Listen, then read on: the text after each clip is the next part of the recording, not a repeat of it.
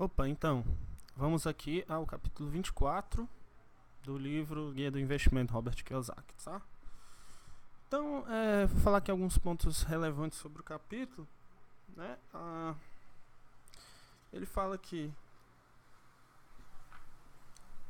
de sociedades anônimas, tem muitos termos aqui no livro que se aplicam ao mercado dos Estados Unidos, onde a legislação é diferente, tudo lá é diferente, certo? Então, e alguns termos aqui, por exemplo, ele cita no capítulo sociedade anônima como uma forma de você constituir uma empresa pagando menos imposto. Ele fala muito nesse capítulo do investidor sofisticado e do investidor médio. Qual a diferença principal entre eles? Porque o investidor sofisticado, ele conhece a legislação do país dele, ele sabe como fazer investimentos pagando menos impostos. Então, o investidor médio já não conhece, ele paga mais impostos. A diferença principal entre o investidor médio e o investidor sofisticado, essa é uma das grandes diferenças. E a classe média e os ricos, ele fala também essa diferença, que a classe média ela se preocupa muito em trabalhar arduamente cada vez mais para ganhar mais dinheiro. Eles só conhecem essa forma de aumentar a sua renda. Mas só que existe um problema com relação a isso. Não tem nada de errado você trabalhar mais para ganhar mais dinheiro.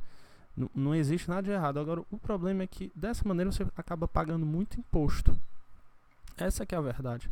Porque o governo ele já retém na fonte ali imposto de renda para a pessoa física. Isso é verdade nos Estados Unidos, no Brasil, enfim, qualquer país. Quanto mais arduamente você trabalha, quanto maior o seu salário, mais você paga imposto de renda. Certo? E já, se você tiver negócios,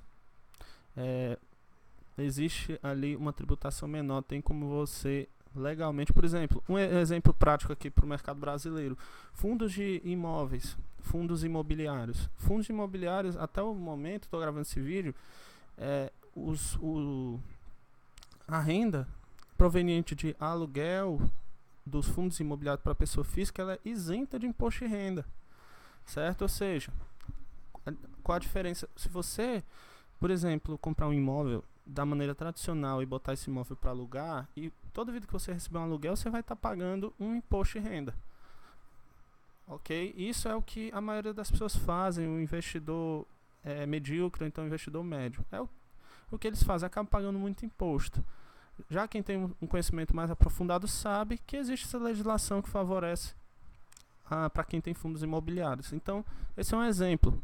Quando você se aprofunda mais, busca estudar mais a educação financeira, você acaba encontrando situações que o governo vai lhe favorecer, principalmente nessa área tributária. Ele cita aqui a dupla tributação, que é muito comum. Do que se trata? A empresa, quando ela abre o seu capital, ela paga imposto. Existe a tributação na hora que ela paga os acionistas, e na hora que os acionistas recebem, eles também pagam imposto. Então, é a dupla tributação. Ele cita isso aqui, tá? Ele fala das 3 tipos de renda, né?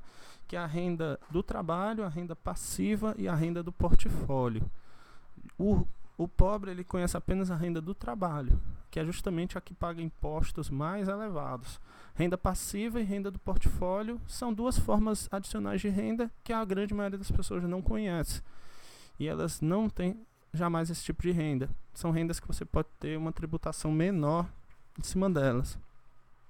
Ele também faz um paralelo entre dívida boa e dívida ruim, né? Porque é engraçado, a classe medíocre, a classe que não, do investidor médio, enfim, que não tem um conhecimento mais aprofundado, eles pensam que sempre a dívida ela vai ser algo ruim. Mas existe uma diferença entre dívida boa e dívida má. A dívida má é aquela dívida que tira dinheiro do seu bolso. Por exemplo, financiamento de um carro. O carro ele é um passivo, ele é algo que vai tirar dinheiro do seu bolso. Além de que você está pagando juros sobre uma dívida, um empréstimo que você fez em decorrência de um financiamento. Então essa é uma dívida má. O que é uma dívida boa? Por exemplo, um imóvel, você faz uma dívida para investir em um imóvel na planta, você compra esse imóvel e 3 anos depois você revende e você lucra bastante com esse imóvel, não sei, 50%, digamos, você quita a sua dívida e fica com lucro. Isso é uma dívida boa. Ou então você investe no imóvel para alugar, contraindo uma dívida para isso, e o dinheiro que lhe pagam de aluguel, você paga a prestação da sua dívida e ainda sobra. Isso aí é uma dívida boa. Então, só alguns exemplos aí para ilustrar. Tá certo? Aí ele fala, né? Os pobres, eles têm aversão a riscos. Eles têm aversão a riscos. Eles dizem, fala até uma tabela aqui, que os pobres, eles buscam sempre não errar, eles têm aversão ao erro. Já o rico, ele vê que o erro é parte de um aprendizado e que mais arriscado é você não arriscar, porque nada na vida é garantido, isso é verdade. A gente nunca sabe. Por exemplo, uma pessoa é empregado numa empresa e diz que prefere estar ali porque é uma forma segura, tá? Mas se for uma empresa de capital aberto e ela resolver demitir todos os funcionários, o que vai acontecer com a pessoa? Ela vai ter perdido o emprego. Então, não é garantido. Por outro lado, o que acontece com o preço das ações dessa empresa que demitiu os funcionários? O preço das ações sobe. Segundo o livro, é isso que acontece. Então, o que é arriscado para uns é oportunidade para outros. Então, isso é só questão de cultura, de ponto de vista, de criação e questão da pessoa querer realmente estudar investimentos, querer se desenvolver nessa área que ainda é tão pouco estimulada aqui no Brasil. Então é isso. O capítulo foram os pontos mais relevantes que eu vi.